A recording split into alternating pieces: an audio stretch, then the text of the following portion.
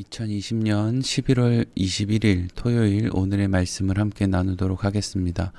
오늘 말씀의 제목은 재앙이 다가온다는 소문입니다. 본문 말씀은 에스겔 21장 1절부터 7절까지 말씀입니다. 읽겠습니다. 또 여호와의 말씀이 내게 임하여 이르시되 인자야 너는 얼굴을 예루살렘으로 향하여 성소를 향하여 소리를 내어 이스라엘 땅에게 예언하라. 이스라엘 땅에게 이르기를 여호와의 말씀에 내가 너를 대적하여 내 칼을 칼집에서 빼어 의인과 악인을 내게서 끊을지라. 내가 의인과 악인을 내게서 끊을 터이므로 내 칼을 칼집에서 빼어 모든 육체를 남에서 북까지 치리니 모든 육체는 나 여호와가 내 칼을 칼집에서 빼어낸 줄을 알지라. 칼이 다시 꽂히지 아니하리라 하셨다 하라. 인자야 탄식하되 너는 허리가 끊어지듯 탄식하라. 그들의 목전에서 슬피 탄식하라. 그들이 내게 묻기를 내가 어찌하여 탄식하느냐 하거든 대답하기를 재앙이 다가온다는 소문 때문이니 각 사람이 녹으며 모든 손이 약하여지며 각 영이 쇠하여 모든 무릎이 물과 같이 약해지리라. 보라 재앙이 오나니 반드시 이루어지리라. 주 여호와의 말씀이니라 하라. 아멘. 오늘 우리가 함께 읽은 본문의 말씀은 이제까지 하나님께서 에스겔 선지자를 통해서 여러 번에 걸쳐 말씀하셨던 것 같은 남유다를 향한 하나님의 심판과 재앙에 대한 말씀입니다.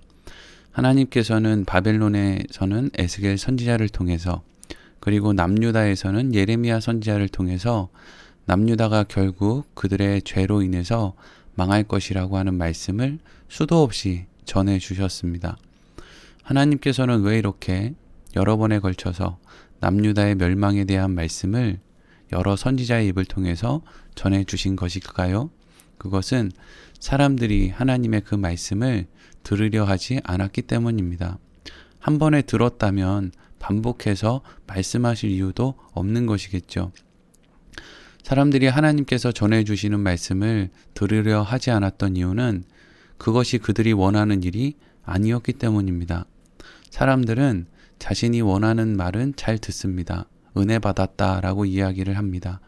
그런데 자신이 원하지 않는 말은 들으려 하지 않고 또 들어도 시험에 드는 그런 경우를 보게 됩니다. 남유다의 백성들, 특히 예루살렘에서 자리를 잡고 살아가는 사람들은 남유다가 멸망을 당하고 그로 인해서 자신들이 바벨론의 포로로 끌려가게 될 것이다 라고 하는 말이 너무나 마음에 들지 않았습니다. 자신의 터전을 모두 버려두고 포로로 끌려가야 한다는 것을 누가 좋아하겠습니까? 그래서 그들은 바른 하나님의 말씀을 전하는 선지자들의 말이 아닌 자신들이 원하는 대로 하나님께서 해 주실 것이라고 전하는 그런 선지자들의 말만 믿었던 것입니다. 그러나 중요한 것은 그들이 무엇을 믿느냐 하는 것이 아니라 하나님께서 그들에게 어떻게 말씀하셨고 그리고 어떻게 행하실 것인가 하는 것이 중요한 것이겠죠. 그들은 하나님께서 행하시겠다고 말씀하신 일에 대해서는 귀를 막고 눈을 감고 있었기 때문에 오히려 아무런 준비를 하지 못했고 그래서 더욱더 끔찍한 고통, 멸망, 심판 가운데 직면하게 되는 것입니다. 오늘 본문의 말씀 함께 나누도록 하겠습니다. 먼저 1절과 2절입니다. 또 여호와의 말씀이 내게 임하여 이르시되 인자야 너는 얼굴을 예루살렘으로 향하며 성소를 향하여 소리내어 이스라엘 땅에게 예언하라. 아멘. 하나님께서는 에스겔 선지자에게 얼굴을 예루살렘으로 향하며 성소를 향하여 소리를 내어 예언하라 라고 말씀하셨습니다. 하나님께서 에스겔 선지자에게 특별히 얼굴을 예루살렘으로 향하고 또 성소를 향하여 소리를 내라고 말씀하신 이유는 지금 남유다의 백성들이 가지고 있었던 잘못된 생각 가운데 하나인 예루살렘 성전이 있는 남유다는 결코 망하지 않을 것이라고 하는 생각에 대해서 경고하시기 위함이었습니다. 여러분, 세상 가운데 하나님과 전혀 상관이 없는 삶을 사는 사람이 매주 교회에 나와서 하나님께 복을 달라고 빈다면 하나님께서 그 복 주시겠습니까? 오히려 하나님께서는 그 사람을 징계하심으로 그를 바른 길로 인도해 주시려고 하지 않겠습니까? 그것이 아니라면 그를 향해 침묵으로 일관하심으로 그가 사망에 이르기까지 그냥 내버려 두지 않으시겠습니까? 남유다의 백성들은 심지어 예루살렘 성전 문에 우상을 세워두고 그 우상을 섬기는 일까지 하면서도 자신들에게는 예루살렘 성전이 있기 때문에 결코 남유다는 망하지 않을 것이라고 생각하는 매우 어리석은 그러한 사람들이었습니다. 그리고 하나님께서는 지금 에스겔 선지자를 통해서 그것을 경고하고 계시는 것이었습니다. 오늘 본문 3절에서 5절까지 말씀을 또 읽겠습니다. 이스라엘 땅에게 이르기를 여호와의 말씀에 내가 너를 대적하여 내 칼을 칼집에서 빼어 의인과 악인을 내게서 끊을지라. 내가 의인과 악인을 내게서 끊을 터이므로 내 칼을 칼집에서 빼어 모든 육체를 남에서 북까지 치리니 모든 육체는 나 여호와가 내 칼을 칼집에서 빼어낸 줄을 알지라. 칼이 다시 꽂히지 아니하리라 하셨다 하라. 아멘. 하나님께서는 직접 칼집에서 칼을 빼어 남유다의 백성들을 치실 것이라고 말씀하셨습니다. 그리고 그 칼로부터 의인과 악인 모두가 다 징계를 받게 될 것이다 라고 또 말씀하셨습니다. 우리는 이러한 말씀을 대할 때 이러한 질문을 할 수 있습니다. 왜 징계받는 가운데 의인과 악인이 함께 징계를 받느냐 하는 것입니다.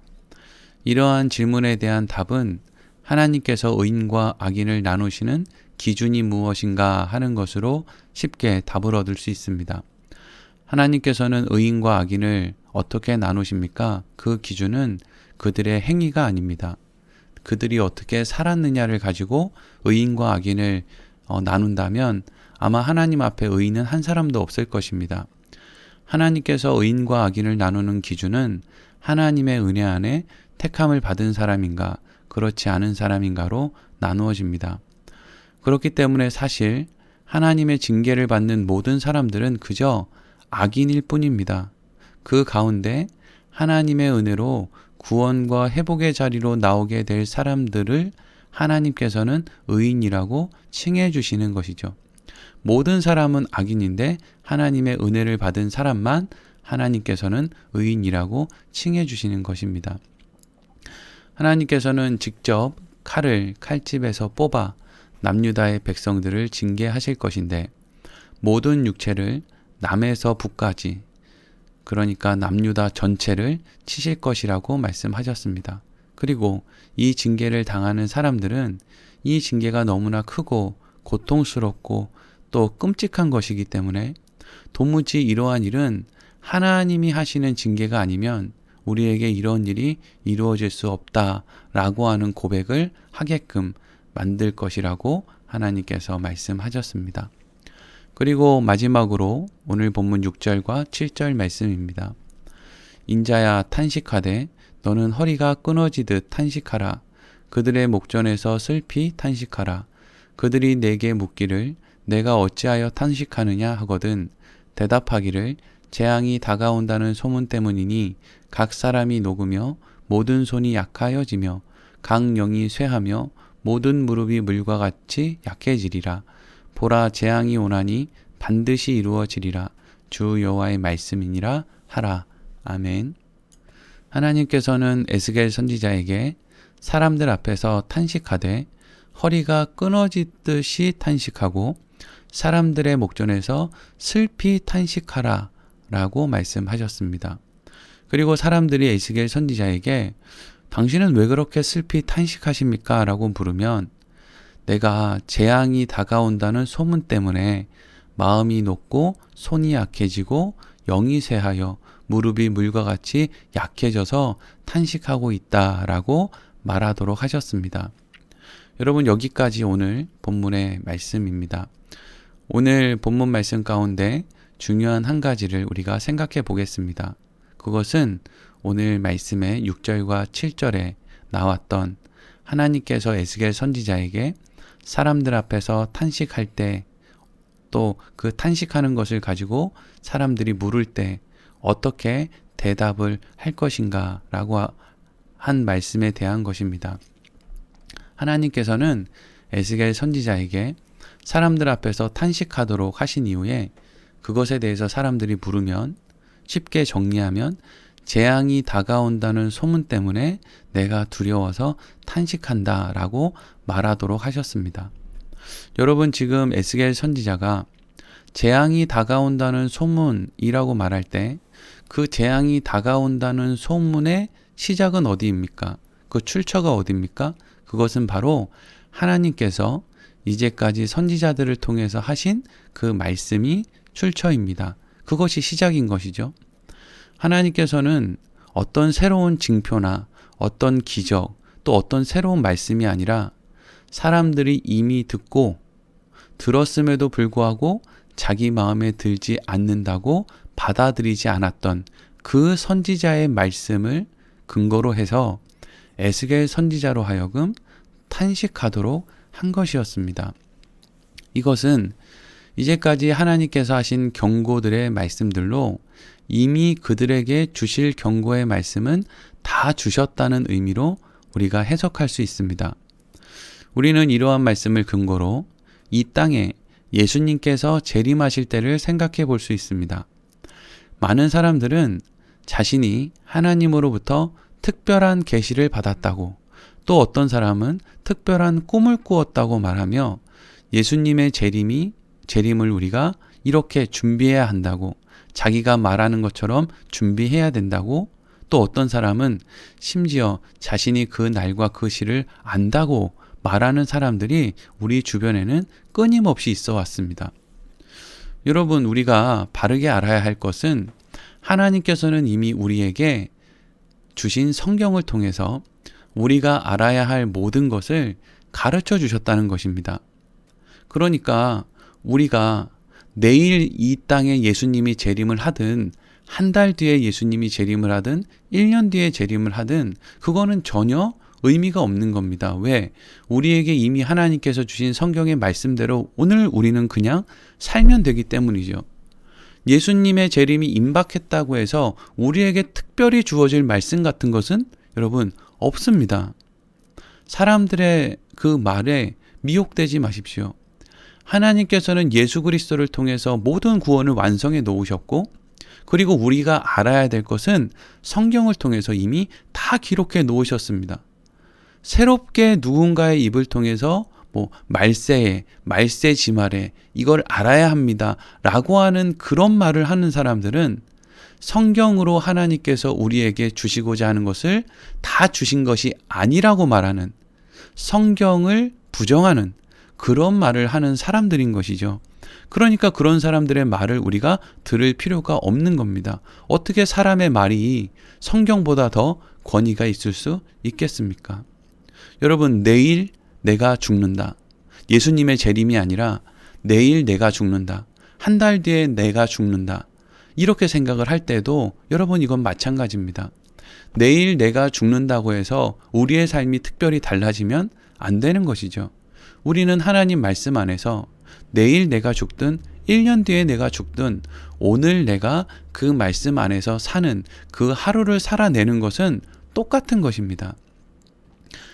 우리는 하나님을 믿고 하나님께서 예수 그리스도를 통해서 하신 일을 믿고 또 모든 성경의 말씀이 온전히 하나님이 우리에게 주시는 모든 메시지를 담고 있다는 것을 믿는 그리스도인입니다. 더 이상 새로운 무엇인가, 더 이상 새로운 어떤 사람의 말, 이런 것들은 우리에게 필요가 없는 것이죠. 오늘 말씀 이렇게 마치도록 하겠습니다.